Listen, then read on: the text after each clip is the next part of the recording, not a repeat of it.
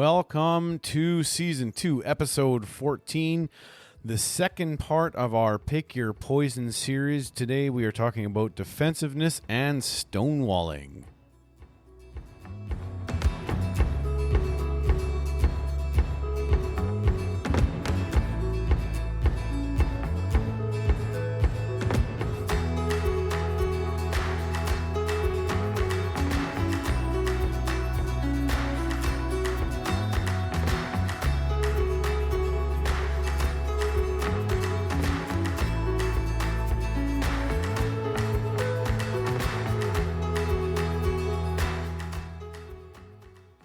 Welcome to another episode of Amplified Marriage. I'm Natalie. And I'm Brian. Wherever you are, whatever you're doing, you hear us say this every single podcast.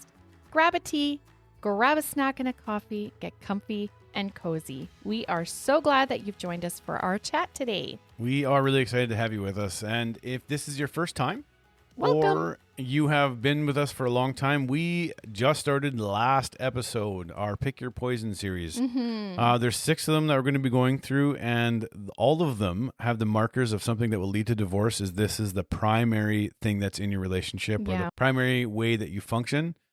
And so thank you for joining us today. It's a bit of a heavy thing, but we do have a couple things. We're talking about defensiveness and stonewalling, and each one of those things, we have a solution on how to deal with them. So it's not like, here's all the heavy and then walk away and that's it. We want to give you a way out of these things and a way to proceed forward in your relationship. And, you know, just as a note of encouragement on the side, we know that COVID's been tough. We know that it's been an interesting year. The relationships have been challenged. We have been coaching many couples over this last year just on communication, on things that they didn't expect they ever had to run into because of COVID. Right. And one spouse and just being close proximity. Or kids are being at home, or people losing their jobs. There's a lot of stress. And so just know that we're here. We are so glad that you listen. We want to be on your side. And if you have anything you need us to pray for, or just have any advice or a question that you need, something specific that's even to you, we don't have to read it on the podcast. We'd love to just answer you and be encouraging in any way that we possibly can. But just know that we're feeling the pressure too, and we're here to help. And that's what our purpose is. And if tonight's topics kind of interest you, then go back and listen to the last podcast where we talked about criticism and contempt. So these sort of piggyback on that. Absolutely. So we're starting with our very next poison. Our next poison is defensiveness. And typically, this oftentimes is, I would say almost all the time, a response to being criticized. And it's so true. When we were planning to talk about this tonight, I was like, I feel like I was the queen of defensiveness, because again, we're trying to get our spouses to respond to us in what we feel is a healthy way. And sometimes we resort to these kind of tactics in order to get that response, and it just doesn't work that way. Right. And we sometimes use it even just to, we're going to be critical, and then they're going to be defensive just to make them get away or back off or not be a part of it. And then comes stonewalling when they're defensive. Yeah, right. Right?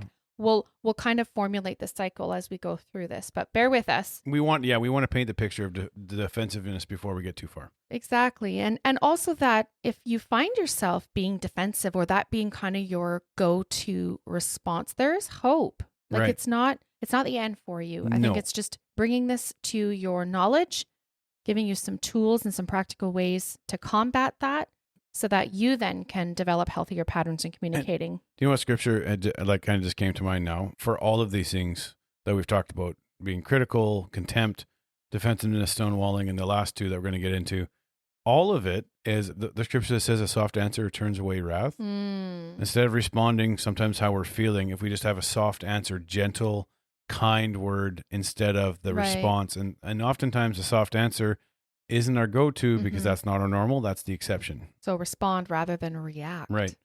And so part of the defensiveness, the way we want to lay this down is I'm going to say to Nat, here's the question. Did you let Nathan and Katrina know that we're not going to be coming to their house as we promised? So I think we should reverse this, because this would be more how I would be the one to ask you the question. Yes.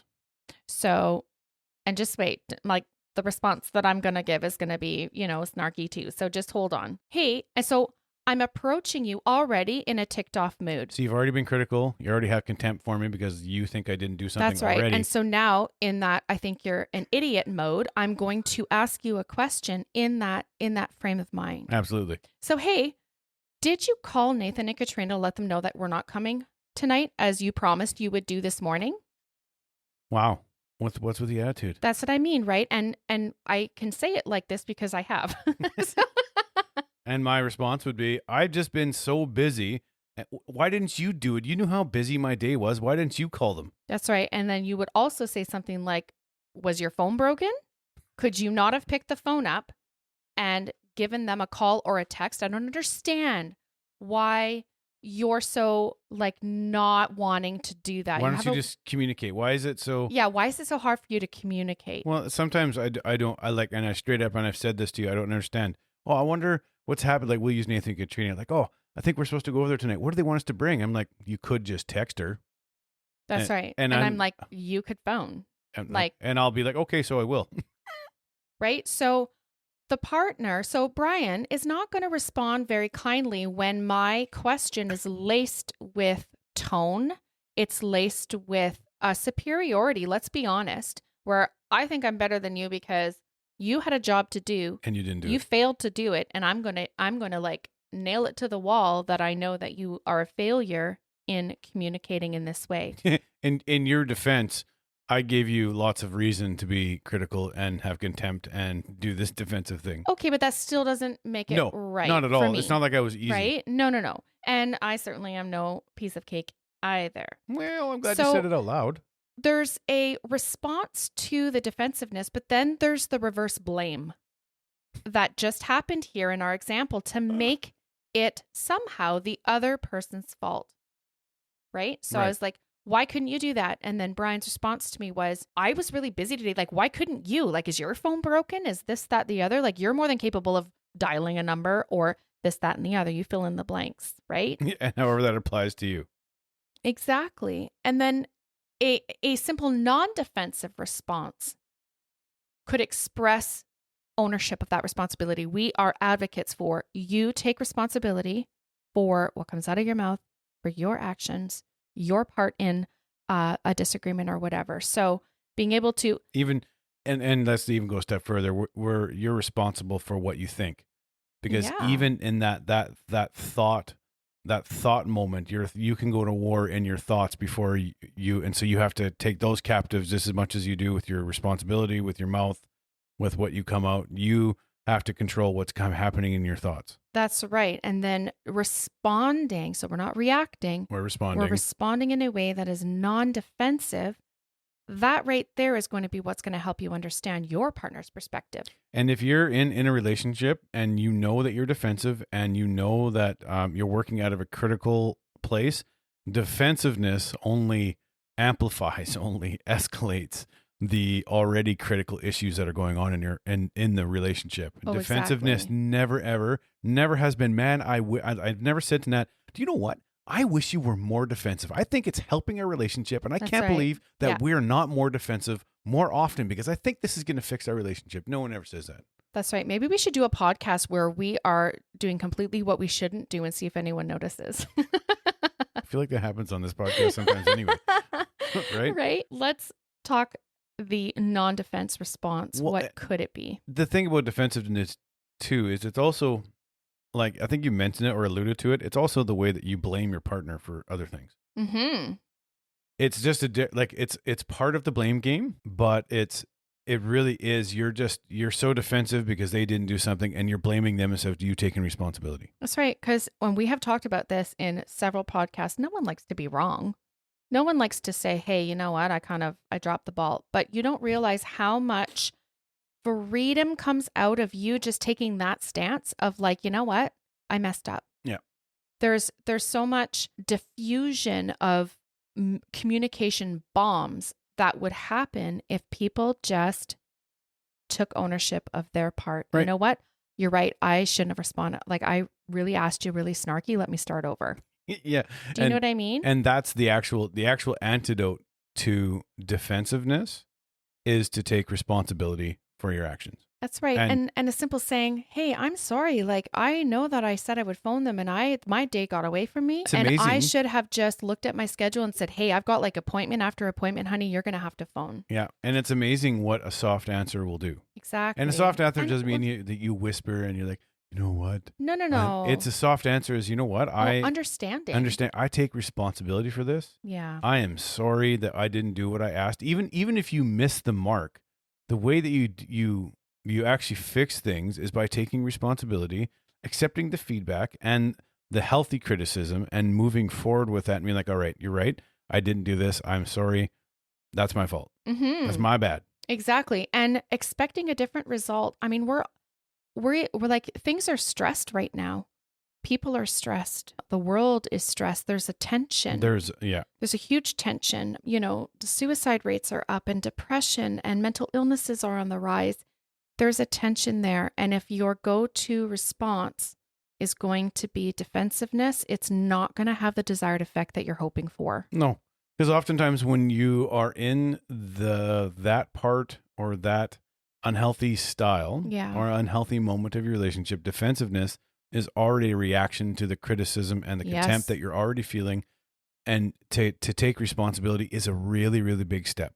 And exactly. And here's the truth for all of you Amplified Marriage family. It takes courage in any one of these things. It takes courage to take the first step and be like, all right, I'm going to take responsibility for my actions. That's right. That's the first step in healthy conflict management. In any things. If we had an antidote for any of the ones that we've already gone to, it would have been just take responsibility for your actions. That's right. If you can do that, man, your marriage and your relationships can change because of your reaction to it, not your response to it, not your reaction to the issue, right? And we become defensive when we're protecting ourselves. Right? Mm-hmm. It's a wall that we put up around ourselves. It's just not a healthy wall. Right. And I like, even thinking back to our early relationship or up to what was a few months ago, we still sometimes, this is the thing, like I have a friend of mine named Michael. He doesn't want to have heavy conversations or make decisions after 8:00. Right. Because he's like, I'm tired by that point. Yeah. And I just don't want to talk about these things. And so he said, if we have to have a heavy marriage conversation, he's like, no, I can't do this right now. I got to do it tomorrow morning when I'm fresh and I'm rested. Yeah. Because he says in those moments when you're tired or you're already frustrated, when you're tired, your inhibitions are down and your crap filter isn't going to filter any of the things that you know you shouldn't say. It's just going to come out. And then damage actually can be done by the words. There's a reason the words or the Bible talks so strongly about watch your tongue. Exactly. You captivate those things. You can be in control of this. And not everything and not every question that comes at you is an attack. Right. And I think in an unhealthy state of mind, if you're the victim of trauma or abuse, those are these self-protection, what's the word? Tactics that you revert to. Right. And there is help. Absolutely. There is counseling and there's help available. The Gottman Institute kind of laid out that whole scenario that we had done with the phoning late and whatever. And so the defensive response to that whole conversation they posted looks like this. It's not my fault that we're going to be late. It's your fault since you always get dressed at the last second. So for us, that one's kind of funny because if Natalie has to be anywhere, say she has to be at drama at 4:00 or 5:00 in the evening. Yeah. We have legitimately left the house at 25 after, and we are literally 4 minutes from the location in which we are going to stop. That's right. And even if we have to hit every light on the way over and we stop to get coffee, we're still 15 minutes early because our family is very firm believers. If you're 5 minutes early, you're 10 minutes late. That's right. And so this one is kind of funny because I'm always like, we don't have to leave yet. It's 4:00. You don't have to be there till 5. It's just a big joke in our house. That's right. So I would be the one to say, it's not my fault that we're going to be late. It's your fault. Seeing that you always like put your shoes on at the last second, or you can't ever find your keys, or we're looking for your wallet, or we're looking for this, or now you're going to the bathroom. You fill in the blanks for what it's going to be. This would be something I would say to you. All of those things I just did this week. That's right. And the antidote for that is what, Brian? Antidote is taking responsibility. No. I don't like being late. Oh, you mean that antidote? The actual antidote. The actual, and not just the statement antidote. I got you. I thought that we weren't there yet. Okay. I don't like being late, but you're right. I can't say that one. Like, I physically might be ill if I have to say that. I don't like being late, but you're right. You don't have to leave so early. I can be a little more flexible. That's right. And I don't think I'd say it that way. So to put it, no, because that's not how you talk. To put it in perspective of you and I, it'd be like, okay, well, so I know that you don't like being late. And so because I know that, I will make sure that I have my keys and my wallet all kind of in one spot or ready to go for 4:30 when you want to leave. Is it wrong to blame the kids to touch my stuff? Yes, that's wrong. We just talked about blaming. You got to take responsibility for your own keys and wallet and shoes and jacket or I didn't purse. realize that encompassed the kids too. I can't blame the kids either. Darn it. Okay, moving on. That's right. And so you just have to understand. So you come at it from a place of, hey, right. I understand, even though I think it's ridiculous. Like you and I, you think it's ridiculous that I leave at 4:30. And in my thoughts, I don't necessarily care that you think it's ridiculous. I want to leave at 4:30. That's fair. Right? Yeah, that's fair. The very next poison is stonewalling. This one is really, I have done this. Can you explain to us what stonewalling is, please? So, as defensiveness follows criticism, stonewalling follows contempt. Ooh. And so our next, the next podcast is just going to piggyback on all of this and kind of bring it like more understanding to it. Right. Stonewalling is when you're in a conflict or you're attempting to like manage the conflict. And for whatever reason, the listener withdraws from the conversation. They shut down. They stop responding. Right. They ignore you. They grab their phones. They're scrolling through whatever they're scrolling through. They're not paying attention to anything you say. So rather than confronting the issue with your spouse, people tune out. They act busy. They distract themselves. They just go into the room and close the door. They just might walk away and leave the conversation. We know someone who gets into this type of conflict and goes and has a nap. Right? Yeah, it's really the effects that this has on the conversation can be really damaging if it's not dealt with and dealt with in a good way, because it's overwhelming. That's why you're stonewalling oftentimes. Yeah, like these don't just happen overnight. And Right. that's the thing. These are like over a period of time. And then all of a sudden in your feelings, by the time it gets to this place, becomes that understandable, this is my out and this is my go-to out. And then it becomes a bad habit. Right. Because in the moment, in some conversations, in some hostile environments, it's actually easier for you to just disengage and take a break because of everything that's going on. Again, it's a coping mechanism. Yeah. Oftentimes because the first three poisons are already active. They've compiled right? And they're already just like, they're running through the lifeblood of your relationship, and stonewalling is just crushing it.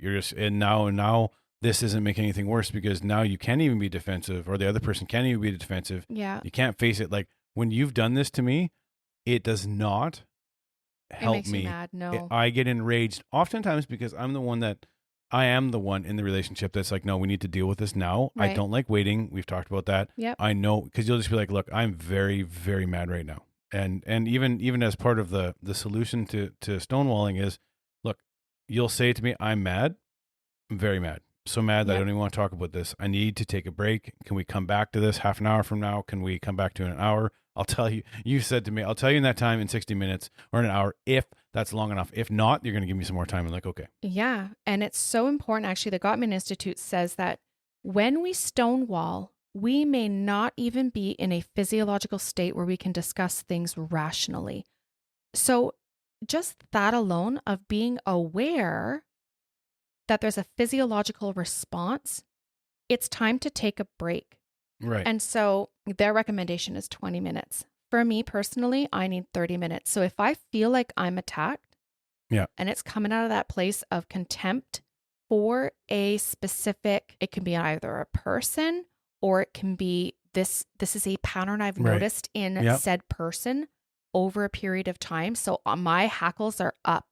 And if I feel attacked, my initial response in the past has been to lash out verbally. And let me tell you, the things that I can recall, you're like, when did that ever happen? Right. And it's not nice. It is like a viper. I can definitely be a viper with my words. I'm aware of that. And if you're going to come at me, kind of like and poke the bear, I know exactly what I'm going to say. Yeah.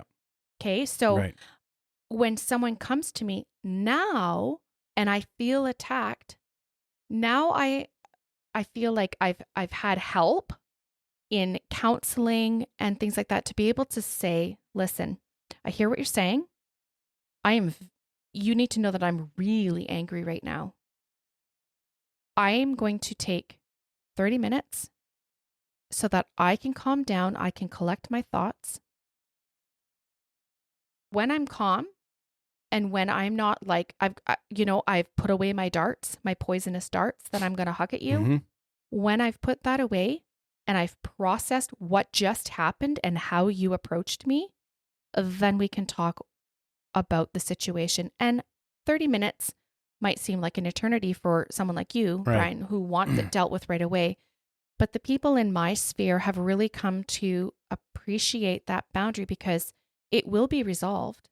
Yeah. We will talk about it. It just won't happen in the moment because it's going to be ugly. And it's not often resolved in that same time. And even the Gottman Institute did a study about the taking a break. They called it the longitudinal research study. They interrupted couples after about 15 minutes of argument and told them they were in a room, they were studying or they were arguing as part of their study. And then after, when they would come in, they would just adjust some of the equipment in the room and they talked to them when they came into the room. They weren't allowed to talk about the issue, but they had to read magazines for half an hour. And what happened was when they came back after that 30 minutes and they were doing something else, like you can do something else, listen to music, listen to a podcast, go for a run, go work out, right? Play with your dog for a bit. But that break, they came back and their heart rates were down because you're in conflict. So your adrenaline goes up, even if it's with your spouse. And the interaction after that or the argument after that was actually a lot more positive, directed. They worked it through. Yeah. And in that time where you're doing something to calm down, this is not the time where we are hashing out in our minds what we're going to say. Right. And where we're going to justify, well, they came at me like this. And so when I calm down, this is what I'm going to say back. This is not what that is supposed to accomplish. Well, because like the actual antidote for this one is called, we haven't really said it. We just kind of went into the antidote. It's a psychological self-soothing is the way the Gottman Institute puts it. Down. But there's people that I know, even timeout. Yeah, a timeout. But there's people that I know that in that timeout are brooding over the situation. And brooding, oftentimes in our mind, we take something that was smaller and we made it bigger. Yeah. So the mountain started as a molehill, but in our mind turned it into a mountain. That's right. And legitimately, like you've heard that said almost in like, now I've said this to Natalie, why are you making a mountain out of a molehill? And I said this to Natalie, not in a nice way. We're like, I can't believe you thought that was such a big deal when it wasn't. Yeah. And that just exacerbates the situation. Nothing is good because of that. But no. When in this case, don't brood, do something else completely different. Focus on something else. Sit down and actually let your mind go. Don't focus on what they said or how you're going to respond. Just like we've said before, there's that saying that most people listen with the intent to respond, not with the intent to understand. This is a moment where you need to just understand and take a break. And if you need to have a nap, have a nap. Yeah. Right? I like that. Call a timeout. Yeah, call a timeout. And I have said this to my kids. I've said it to my spouse. I've said it to family members. Listen, I'm going to put myself in a timeout because what's going to happen next if I don't is just going to be really nasty. And the thing is that oftentimes, this is just a thought that I had just looking back to our own relationship. Oftentimes we stonewalled, and instead of coming back to deal with it, we lifted up the rug and swept it underneath. Oh yeah, we were notorious for that. We didn't deal with it, and we were bottling up our emotions and our issues that we had, and that never leads to anything good. No. It always ends up leading to bigger issues, more criticism, more contempt, more defensiveness, because you actually came back after that 30 minutes, and instead of dealing with it directly, even if you agree to disagree in that moment, you came to an agreement and you positively walked away from it. And I don't know how many times we came back to the same blinking thing because we just swept it under the rug instead of dealing with it head on. And it will rear its ugly head. Oh boy, out of nowhere. And multiple times. I think, if we can state that we've all been stressed at some point. There's a physiological response to being stressed. For me, I get heart palpitations. My heart, I feel like I can't catch my breath. I feel like your heart rate increases. Your body releases stress hormones into your bloodstream, and it can even trigger your fight or flight response. Those are all good in the right context. In the right context. Fight or flight is not bad, but in a situation where we're talking, that's not a good response. That's not a good body's response. Right. And so when the emotional stress is super high, the proper thing to do, or the wise thing to do, would be to take that little bit of a break. Change the scenery. Right. Don't think about the situation. Calm yourself down. Meditate if you have to.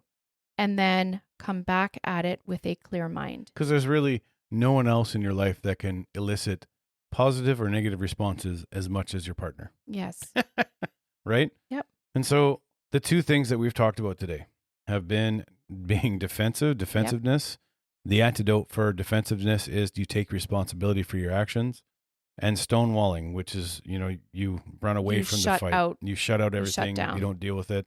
And the antidote for that is actually just a moment, and you just take a break. Yeah. You self-soothe. You don't brood on the situation. You don't find out, I'm going to pick on the worst possible things that they did. Yeah. But you actually find a way to come back at it positively by not focusing on it and taking a break. That's right. And just to compare last podcast with this one, criticism is the precursor to a defensive attitude. Right.